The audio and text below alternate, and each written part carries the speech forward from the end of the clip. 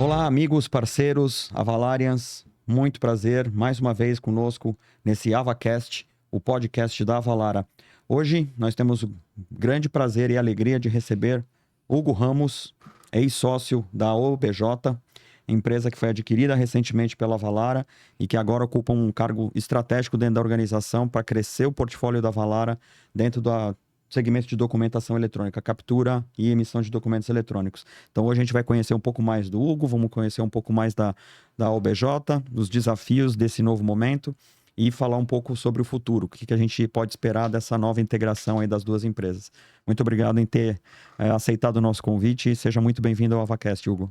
Obrigado, Salles. É um prazer estar aqui, poder compartilhar esses novos objetivos, falar um pouco da história, essa nova história que está sendo construída, e vai ser um prazer poder falar com o público do AvaCast. Boa. E hoje também para conduzir a entrevista nós temos aqui o Guilhermo Benites, que é o sócio da Engage Comunicação, agência que trabalha todo o marketing estratégico da Avalara, e ele, como jornalista, vai fazer perguntas mais inteligentes que eu, então eu estou aqui mais para fazer figuração. Quem dera. Obrigado, Salles. Obrigado pela oportunidade.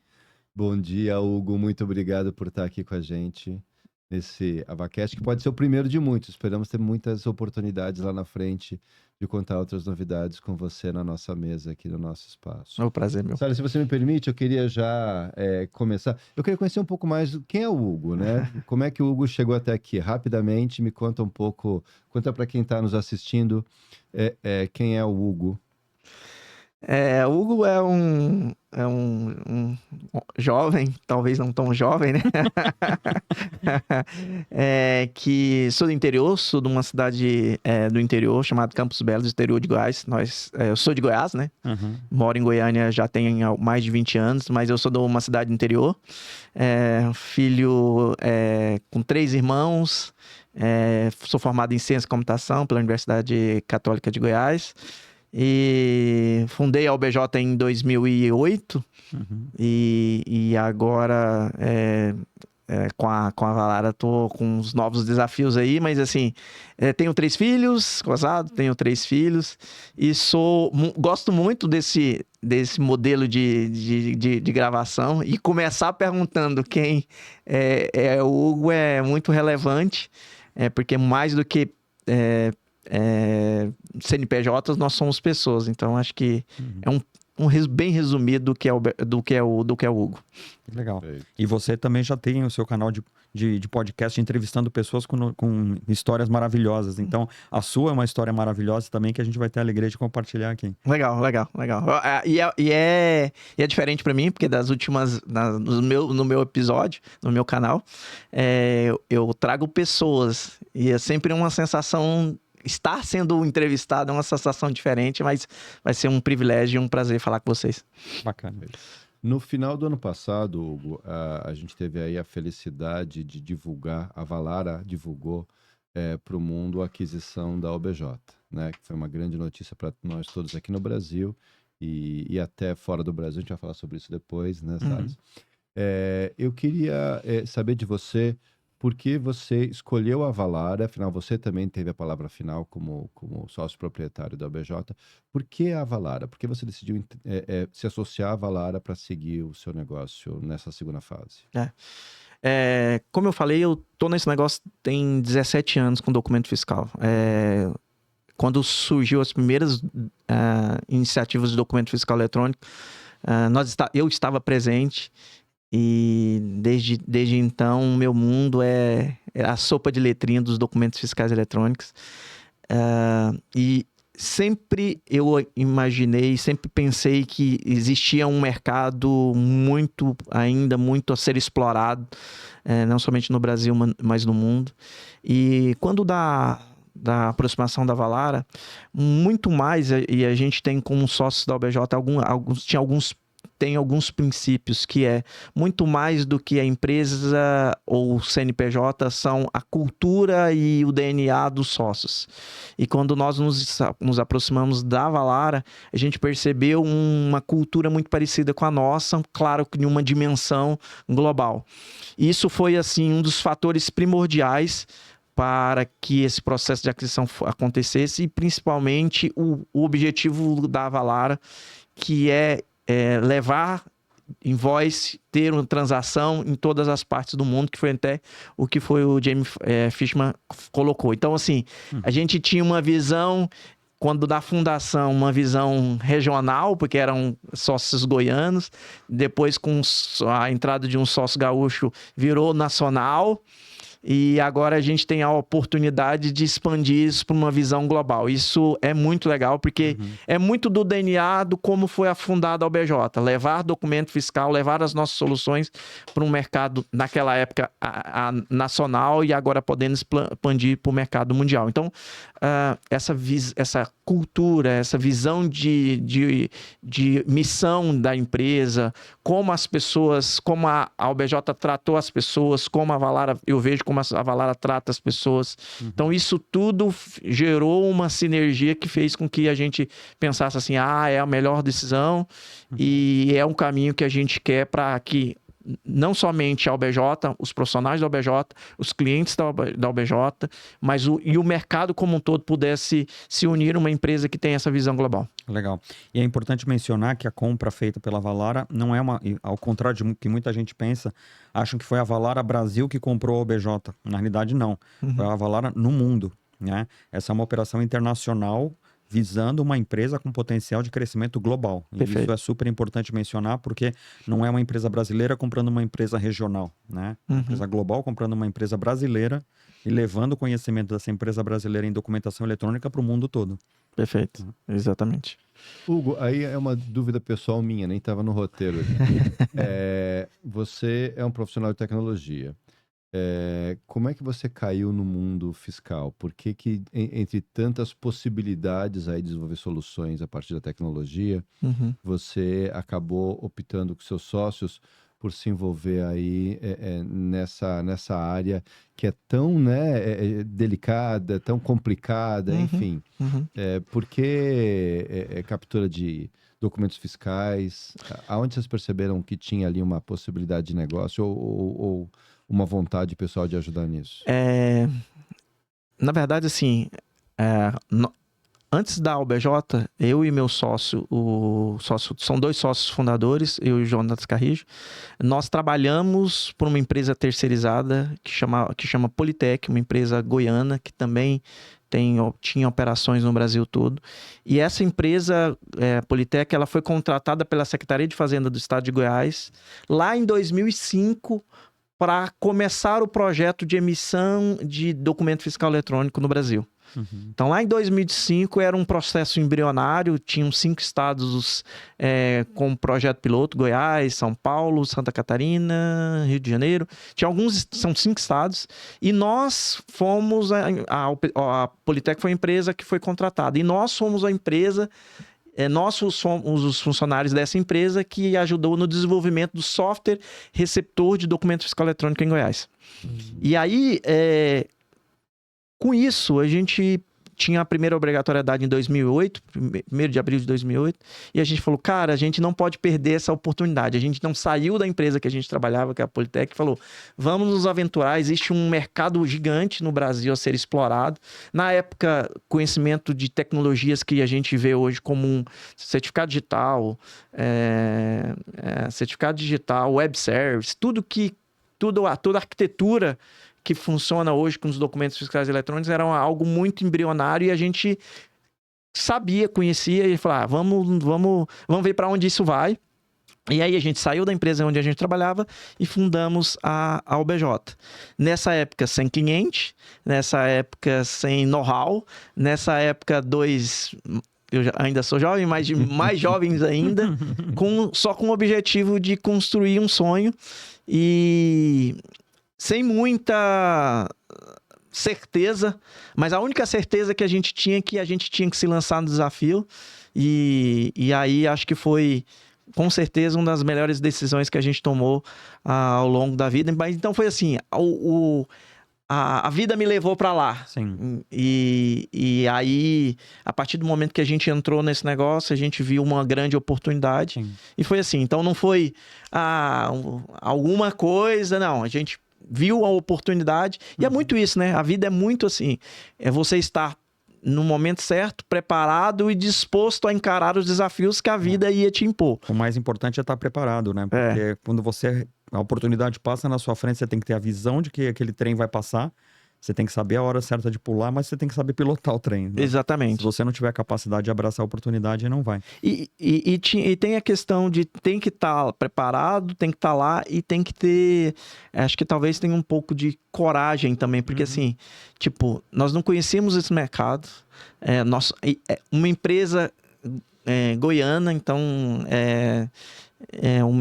são 2 jovens que não tinham experiência nenhuma, mas que entendeu que, assim, era melhor ter a certeza de que não deu certo do que a dúvida de ficar esperando e ficar com aquela sensação. E se tivesse feito? Então a gente foi lá, fez, e aí o resultado, ao longo da história, a gente foi comprovando que foi a melhor decisão que a gente tomou. E aí, trazendo isso para a realidade da Avalara e trazendo isso para a realidade do Brasil, né? O Brasil foi um dos primeiros países do mundo a adotar documentação eletrônica. Tá? E tanto é que, hoje em dia, os engenheiros da Avalara Brasil, antes da aquisição da OBJ, já eram os engenheiros usados pela Avalara Global para que a gente se adeque aos processos de documentação eletrônica no mundo. Então, a OBJ ela virou um alvo interessante da Avalara, porque eles já tinham percebido que a qualidade dos profissionais brasileiros era muito boa, com conhecimento prolongado de soluções de documentação eletrônica, porque o Brasil foi um dos primeiros a adotar. Não, e é interessante, você vê, né? Eu nem tinha essa pergunta no roteiro, mas a gente acertou no alvo. Porque é muito bom saber que você é um dos protagonistas dessa história desde o nascimento. Você estava lá quando o governo estadual aqui de Goiás começou, né, a planejar, a pensar em fazer todo esse processo. Então você está desde as origens. Eu tenho uma informação assim que eu me orgulho. Eu estava no dia 15 de setembro de 2007, na primeira nota fiscal eletrônica emitida no Brasil. Eu participei. Legal. Então, assim, tem um marco que é um marco atemporal, porque isso é legal. Eu participei da história. E hoje, documento fiscal eletrônico no Brasil e no mundo, o Brasil é referência. Nós estamos falando no Brasil do volume de 2 bilhões de documentos eletrônicos emitidos no Brasil mensalmente. Esse número é absurdamente alto. E aí vê que eu vi a primeira nota sendo emitida no Brasil é um motivo de orgulho. E é um motivo de gratidão por tudo que o documento fiscal eletrônico me proporcionou ao longo desses 17 anos. Hugo, você que é protagonista aí de toda essa história, conta um pouco pra gente sobre os produtos da OBJ, né? O que vocês colocam hoje no mercado? São produtos que passam a enriquecer o portfólio da Avalara, inicialmente no Brasil. Quais são suas características, quais são suas qualidades, seus diferenciais? Vende pra gente, para quem está assistindo um pouco desses excelentes produtos que vocês têm hoje no portfólio. Legal. Eu não sou um grande vendedor, mas eu acho que, como eu já estou nesse negócio já há muito tempo, mas assim, a OBJ, e os produtos da OBJ, ela tem algumas características que são pilares importantes que nos fizeram chegar até aqui. É um dos grandes pilares da nossa solução. Primeiro, é uma solução que já é SaaS desde a sua criação. Lá em 2008, mas depois de 2012 ali, a solução ela já virou uma solução SaaS nativa. A gente usa os ambientes da AWS, então assim, isso também já tem um apelo, um pilar muito importante para um cenário de reforma tributária, né, Salles, que nós vamos ter aí pelos próximos, isso vai ser um fator importantíssimo. O poder de escala, os nossos documentos, as nossas soluções, elas têm poder de processamento, de autorizar milhões de documentos. Para vocês terem ideia, a gente emite algo em torno de 150 milhões de documentos ao mês com as nossas soluções, com alto nível de processamento de documentos. A gente tem uma solução altamente estável, que é um fator fundamental para um cenário de documento fiscal eletrônico. Nós estamos num mercado que é missão crítica. Se a emissão de documento fiscal eletrônico não acontecer, isso tem um reflexo gigantesco para as empresas. Então, nós estamos no coração do processo das empresas, que é faturamento. Então, essa questão de ter um software que seja capaz de suportar alto poder de processamento, escalabilidade, manutenabilidade, questões de notas técnicas. No Brasil, a gente tem um cenário de evolução muito grande de notas técnicas, de questões relacionadas ao fisco. Então, ter uma solução capaz de atender isso com velocidade também é importante. E é do DNA da UBJ desde a fundação, que é, além de ter uma solução SaaS, uma solução escalável, uma solução que tem poder de processamento, uma solução que é missão crítica, que os nossos clientes podem dormir tranquilos. Nós temos processamento de altos volumes de madrugada, nós temos um nível de serviço altamente qualificado. Que também é o nosso grande diferencial. Então, assim, se eu for colocar nos grandes pilares, esses são os grandes pilares. Além disso, a gente entende que nós, como produto de middleware, de solução que integra com as soluções, a gente precisa entregar muito mais do que simplesmente autorizar ou receber um documento fiscal eletrônico. A gente entende que tem que cada vez mais estar conectado ao negócio dos clientes. Então, o nosso produto é um produto que cada vez mais está abraçado aos negócios dos clientes. A gente tem questões relacionadas a fazer impressão automática dos documentos, não somente de documento, mas de documentos auxiliares, boleto. A gente entende que nós precisamos estar cada vez mais próximos da área logística, na área comercial, na área de supply. Então, a gente olha o documento fiscal muito mais do que somente uma obrigação que os nossos clientes precisam cumprir. Como é que uma obrigação, eu sempre digo isso, como é que as empresas precisam emitir documento fiscal eletrônico? Isso é obrigatoriedade. Isso não é a Avalara que está dizendo. É o governo. É o governo. Agora, como as empresas podem encontrar empresas que, além de fazerem com que eles cumpram as obrigações, eles também consigam conectar as regras e os problemas de negócio que as empresas têm. Então, esse é o grande dilema e o grande desafio que a gente tem todos os dias. Como nós somos uma empresa de produto, a gente não tem...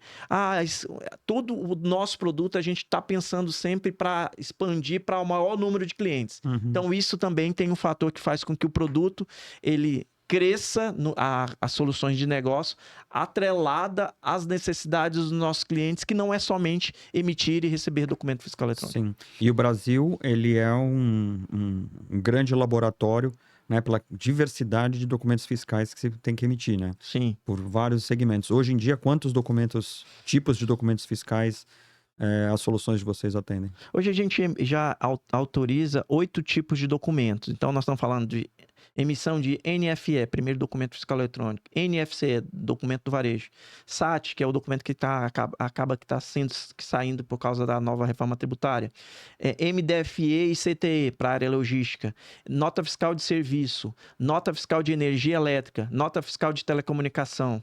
Então, cupom CTE também? Cupom que cupom é a primeira lá que NFC. Tá. Então, assim, nós abraçamos todo um ecossistema de documento fiscal eletrônico. Então, desde a indústria... A NFCom também?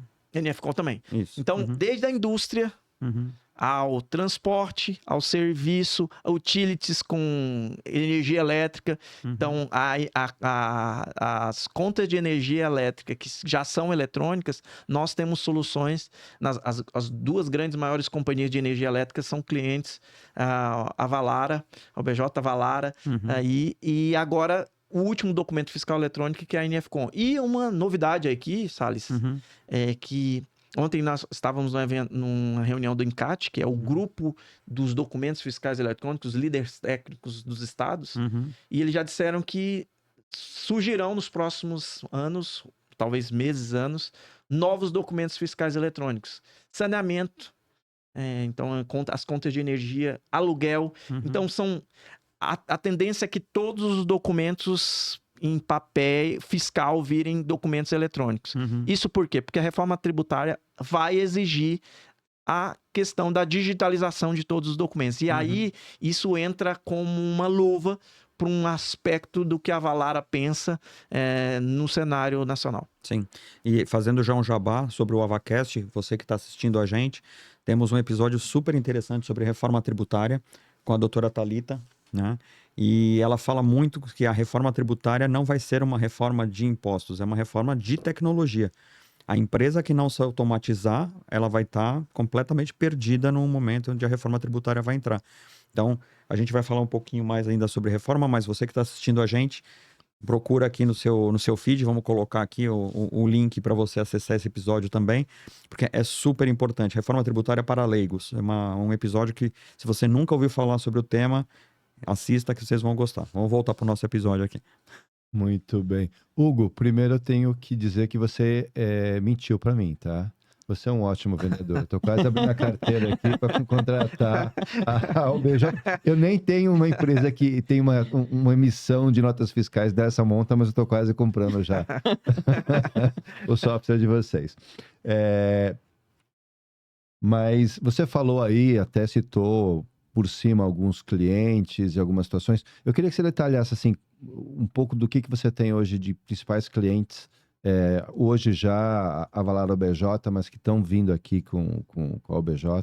E conta pra gente aí 2 casos de sucesso de clientes que vieram com desafios para vocês e que vocês conseguiram ajudar essa empresa a solucionar o problema. Para mim, o grande mérito é ter os clientes que a gente atende hoje no cenário nacional.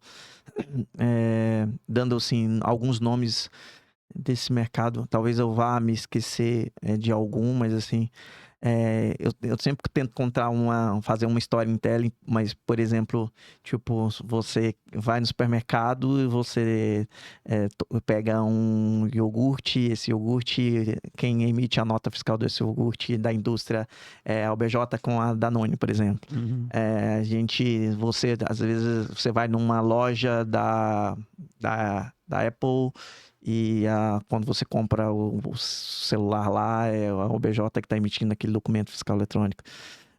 Quando, por exemplo, você toma uma Coca-Cola e essa Coca-Cola foi a indústria que vendeu para aquele varejo e esse varejo essa indústria usa a OBJ para emissão dos documentos fiscais, que é a Coca-Cola Goiânia, Coca-Cola Brasília. Você vai no McDonald's, o McDonald's usa a solução OBJ para emissão dos seus documentos. Você paga a sua conta de energia, a sua conta de energia usa a Equatorial em Goiás, a Enel em São Paulo, a CPFL em Campinas usa a solução OBJ. Agora, quando você for receber sua fatura de telefone, daqui a uns dias, quando for obrigatório, vai ser a solução da OBJ com a Vivo, com a Oi. Então, assim, esses são dos grandes, assim, um dos clientes, para dar uma história como um todo. A gente tem casos, por exemplo, Starbucks, todas as lojas da Starbucks usam a solução OBJ. Legal. A gente tem Coco Bambu, usa todas as soluções OBJ. Assim, alguns cases, assim, tem alguns cases bem interessantes para nós, porque assim, como eu sou de tecnologia e a gente tinha até contar uma história, a vida é feita de histórias, eu sempre, e todo mundo tem uma boa história para contar, e eu já preciso contar uma história. A gente tinha um desafio, Guilherme, lá em 2014, que era, a gente ganhou um projeto de subvenção em Goiás, e a gente tinha um objetivo de emitir 100 notas fiscais por segundo nas nossas soluções. E a gente ganhou um dinheiro subvencionado para isso e começamos o projeto, lá em 2014. E aí a gente começou o projeto e a gente começou a emitir, a gente bateu 100 notas por segundo. Aí a gente disse, não, isso não é suficiente, a gente precisa bater 300 notas por segundo. A gente bateu 300 notas por segundo. Uau. E aí a gente disse, nós vamos bater 1000 notas por segundo. Aí a gente bateu 1000 notas por segundo. E aí, quando a gente bateu 1000 notas por segundo, a Cefaz foi lá e cortou a gente. A gente começou a fazer testes com eles e eles não tinham esses volumes e eles acharam que era alguma invasão, alguma coisa. Nos ligaram, aí a gente só, nunca mais a gente faz isso. Quando a gente for fazer isso, a gente combina com vocês, combina com os russos. E aí foi bom porque a gente criou um clima amistoso com eles. E toda vez que precisa, a gente faz isso. E aí as pessoas me falavam assim, Hugo, mas ninguém precisa emitir 300 notas, 1000 notas por segundo. Ninguém precisa. E aí eu dizia, cara, mas será que a gente construiu isso para nada? E aí surgiu em 2022 o projeto da nota fiscal de energia elétrica. E a Enel, que é o cliente nosso, disse assim, eu preciso que vocês emitam 1 milhão de notas em 40 minutos. Isso dá 300 notas por segundo. Exatamente o que você foi dito que não podia. Não aí eu disse, aí eu até escrevi, às vezes eu sou também, Salles, metido a escrever, sabe? Não sou igual você, mas sou metido a escrever. Eu escrevi lá no LinkedIn, alguém quiser depois quiser ler lá no LinkedIn, eu sabia que esse dia chegaria. Eu falo muito desse exemplo. E aí, 300 notas por segundo, a gente conseguiu o cliente e hoje eles atendem. A gente precisa emitir em produção 300 notas por segundo. Aí veio um desafio ainda maior, nota fiscal de telecomunicação. Os caras de telecomunicação precisam emitir 9 milhões de notas, 12 milhões de notas no intervalo de 8 horas.